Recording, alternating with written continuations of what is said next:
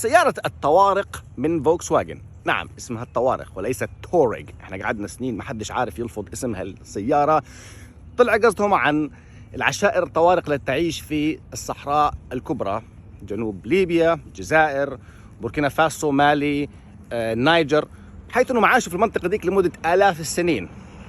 اسمهم الطوارق يختلف المعلومات من وين اجى، اللي بيقول لك عن طارق بن زياد، واللي بيقول لك عن جبل طارقة في جنوب ليبيا، واللي بيقول لك عشان بيعرفوا الطرق منيح، واللي بيقول لك انهم من توارك المناطق اللي بيعيشوا فيها المدن.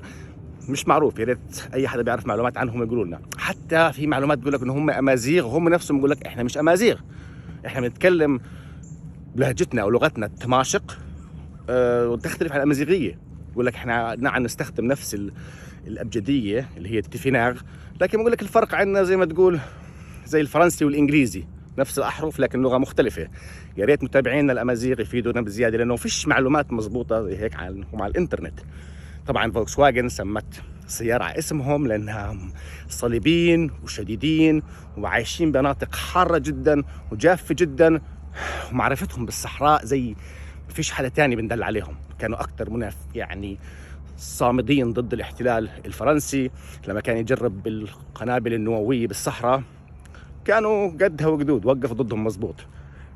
يا ريت حدا يفيدنا متابعينا الامازيغ، خلونا ننزل يومين ثلاثه، انزل اقعد معاهم يا ريت والله، بس يكون جو شوي الطف. سمعت هلا حر.